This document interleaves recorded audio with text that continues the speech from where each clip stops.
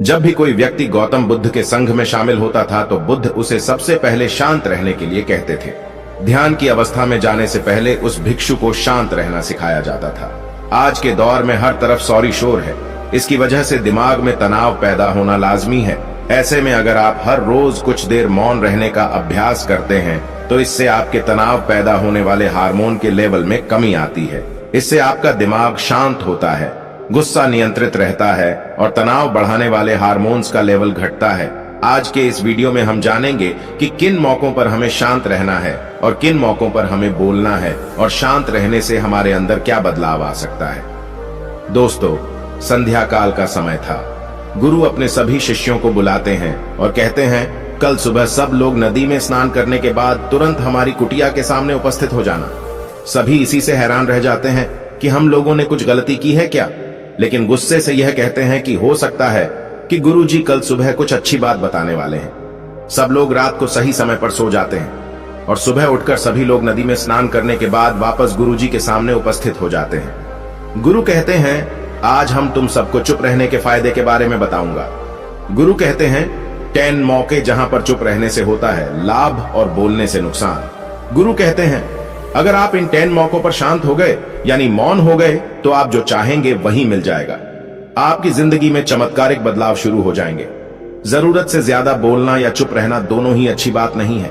जैसे जरूरत से ज्यादा बारिश हो जाना या फिर धूप दोनों ही दिक्कत देती है, उसी तरह अनावश्यक बोलने से भी काफी नुकसान होता है। गुरु कहते हैं कि पहला ऐसा मौका जहां पर व्यक्ति को चुप रहना चाहिए, बिना तथ्य के ना बोले। गुरु ने कहा, अगर आपके पास कोई तथ्य नहीं है तो वहां चुप रहने में ही भलाई है। चुप बैठने से दिमाग में नई कोशिकाओं का निर्माण होता है और इससे ज्ञान की वृद्धि होती है।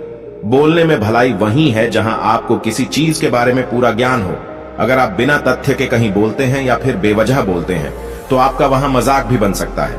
अगर आपके पास पर्याप्त जानकारी नहीं है, ऐसी जगह पर बोलने से आपका मजाक तो बनी रहेगी, साथ ही साथ लोगों का भरोसा भी आपसे उठने लगेगा।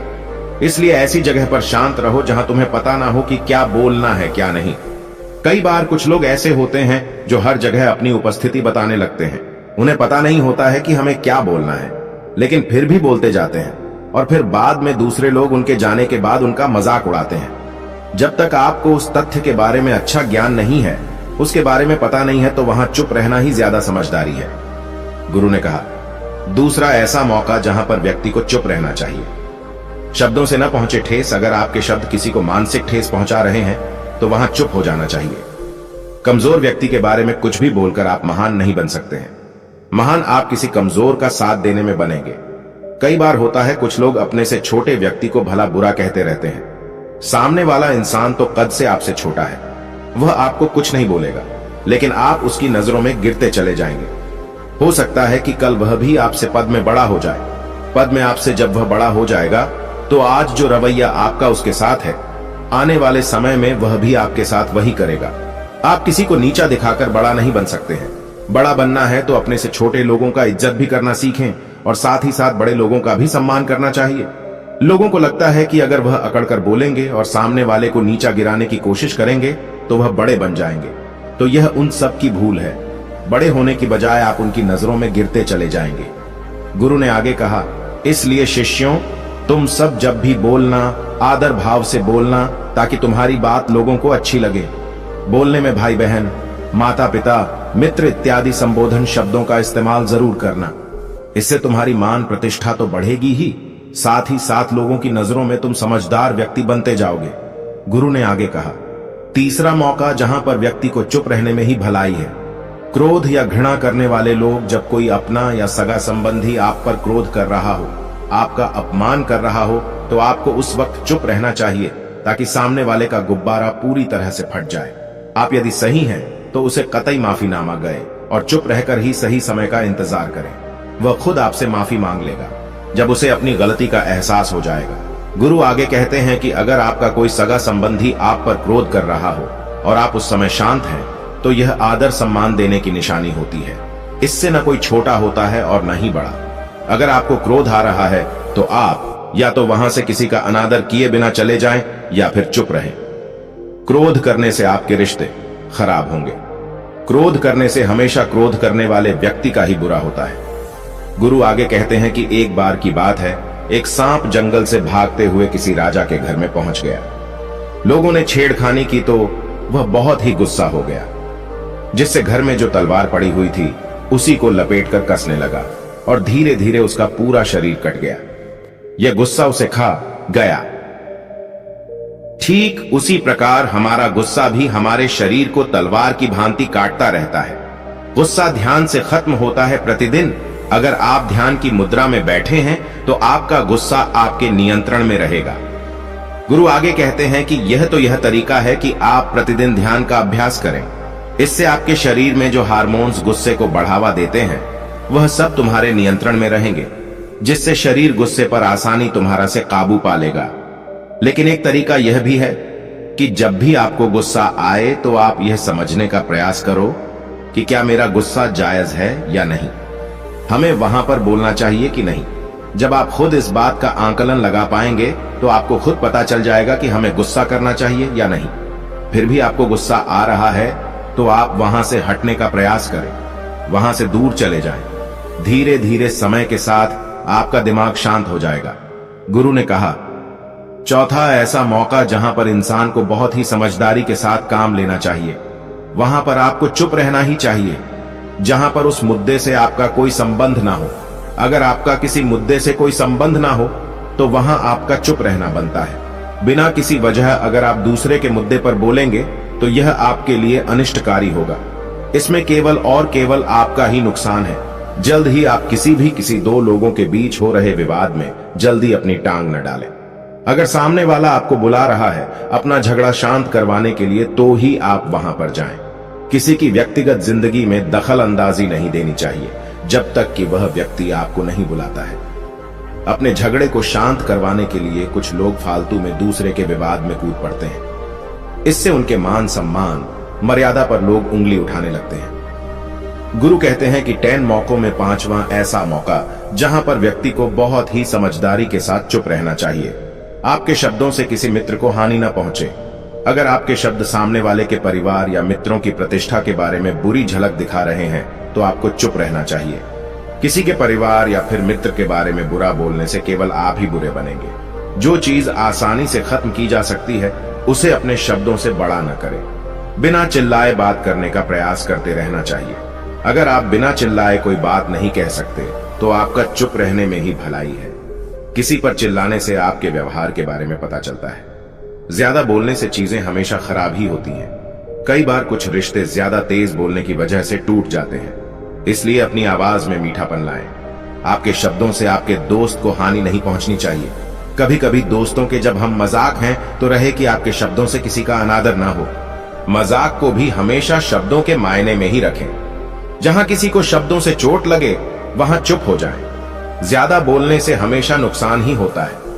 किसी और की प्रतिष्ठा को अपने शब्दों के माध्यम से उसे हानि नहीं पहुंचानी चाहिए। यदि आपके शब्दों से किसी और की प्रतिष्ठा को ठेस पहुंच रही है तो वहां आपको चुप हो जाना चाहिए। जब कोई व्यक्ति आपके सामने नहीं है तो आप उस व्यक्ति के बारे में बुरे शब्द किसी तीसरे व्यक्ति के सामने न बोलें। गुरु कहते हैं, छठा मौका जहां पर व्यक्ति को चुप रहना चाहिए, जब कोई कर रहा हो किसी की बुराई। जब कोई आदमी आपके सामने किसी तीसरे आदमी की बुराई कर रहा हो तब तुम्हें चुप रहकर बस सुनना चाहिए। अपनी राय व्यक्त नहीं करना चाहिए, क्योंकि जो आज आपके सामने किसी तीसरे की बुराई कर रहा है वह कल किसी और के सामने आपकी बुराई भी कर सकता है। यदि आपने कुछ कहा है तो नीति शास्त्र के अनुसार जो अपने मुंह को बंद रखता है और बुद्धि से काम करता है वही इंसान समझदार होता है। बिना जरूरत के बोलना, किसी के बारे में किसी के बीच में बोलना यह गलत बात है। कभी कभी हमारे लिए बुद्धिमानी इसी में होती है कि हमें अपना मुंह ऐसी जगह पर नहीं खोलना चाहिए। गुरु आगे कहते हैं कि 10 मौकों में 7वां ऐसा मौका जहां पर व्यक्ति को चुप रहना चाहिए, जब कोई नहीं समझे आपकी भावना। यदि आपको लग रहा है कि कोई व्यक्ति आपकी भावना, दुख या परेशानी को शब्दों में नहीं समझ रहा है, यदि आपको लग रहा है कि सामने वाला व्यक्ति आपकी भावना या दुख को या आपकी जो परेशानी है उसको वह समझ नहीं पा रहा है या समझने का प्रयास ही नहीं कर रहा है या वह आपको ध्यान से सुन ही नहीं पा रहा है, तो ऐसे व्यक्ति के सामने आप चुप ही रहें, क्योंकि ऐसे लोगों को आपकी भावना या दुख से कोई मतलब नहीं होता है। ऐसे लोगों को अपना राज बताकर आप पछताएंगे ही बाद में। इसलिए हर किसी को अपने मन की बात नहीं बतानी चाहिए। अगर आपको लग रहा है कि सामने वाला आपकी बात को नहीं समझ पा रहा है, आपकी भावनाओं को नहीं समझ पा रहा है, तो वहां पर आपको नहीं बोलना चाहिए, क्योंकि आज में आपका मजाक ही बन जाएगा जब आपको लगने लगे कि सामने वाला आपकी भावनाओं को ठीक तरीके से समझ रहा है, आप जो कह रहे हैं वह ठीक से सुन रहा है, तभी आप उसे अपनी बात कहें। गुरु कहते हैं कि 8वां मौका जहां पर आपको चुप रहना चाहिए, जब कोई इंसान अपना दुख व्यक्त करे। यदि कोई इंसान अपने दुख या परेशानी को आपको बता रहा है, तो इसका मतलब यह है कि वह आपको अपना समझ रहा है। ऐसे में तुरंत ही उसे समाधान बताने के बजाय चुप रहकर उसके दुख या समस्या को सुने। उसके दुख या समस्या को किसी और को न बताएं। वह इसलिए नहीं बता रहा है कि उसकी समस्याओं का समाधान कर देंगे, बल्कि वह इसलिए भी बता रहा है कि सामने वाला उसकी बात को समझ रहा है। कई बार बताने से दुख कम हो जाते हैं। आपको अपना दुख इसलिए बता रहा होगा कि उसे लग रहा है कि आप उसकी बात को समझ रहे हैं। दुख बांटने से कम हो जाता है। इसलिए जब कोई व्यक्ति अपना दुख आपसे व्यक्त करे, तो आप चुप मारकर उसकी बात को बहुत ही ध्यान से सुने, ताकि उसके दुख कम हो जाए, उसके मन का बोझ हल्का हो जाए, क्योंकि उसके मन में जो भी बातें थी वह आपको सब बता दिया। गुरु आगे कहते हैं कि 10 जगहों में 9 ही ऐसी जगह जहां पर आपको चुप रहना चाहिए। जहां पर दुष्ट प्रकृति के लोग रह रहे हों और गाली गलौज कर रहे हों, तो आप वहां पर मत जाइए। ऐसी जगहों से आप चुपचाप निकल जाएं, अर्थात अपनी प्रतिक्रिया दिए बिना आप वहां से चले जाएं, क्योंकि जिसकी जुबान खराब होती है, जो दुष्ट प्रकृति के लोग होते हैं, उनको आप ऐसे समय में नहीं समझा सकते हैं। जब उनका दिमाग पूरी तरह से शांत हो जाए, तभी वह आपकी बात सुनेंगे। इसलिए जहां पर दुष्ट प्रकृति के लोगों आपकी बात को न मानते हों और न ही सुनते हों, तो आपको वहां पर नहीं बोलना चाहिए। गुरु कहते हैं कि 10 माह ऐसा मौका जहां पर आपको शांत हो जाना चाहिए। अपनी सफलता का राज हर किसी को न बताएं। कई बार होता है कि कुछ लोग जो सफलता को बहुत ही जल्दी अर्जित कर लेते हैं, वे हर जगह अपनी सफलता का ढिंढोरा पीटने लगते हैं। ऐसे में क्या होता है कि कई लोग आपकी सफलता से खुश नहीं होते हैं। अगर आप अपनी सफलता का जबरदस्ती लोगों में ढिंढोरा पिटवा रहे हैं, तो लोगों की नकारात्मक ऊर्जा आपको प्रभावित कर सकती है। जब आप सफल होंगे तो सबको पता चल जाएगा कि आप सफल हो गए हैं। ढिंढोरा पीटने से नुकसान आपका ही होगा। इतना कहकर गुरु ने कहा, शिष्यों, आज के लिए बस इतना ही। अगर तुम सब मेरी इन 10 बातों को अपने जीवन में अपना लेते हो, तो तुम सब काफी हद तक परेशानियों से बचे रहोगे। यहाँ से जाने के बाद मेरी यह बातें आपके जीवन किसी वरदान से कम साबित नहीं होंगी। दोस्तों, मुझे उम्मीद है इस वीडियो से आपको बहुत कुछ सीखने को मिला होगा। अगर आप नए हो तो हमसे जुड़ने के लिए इस चैनल को सब्सक्राइब करना मत भूलिएगा।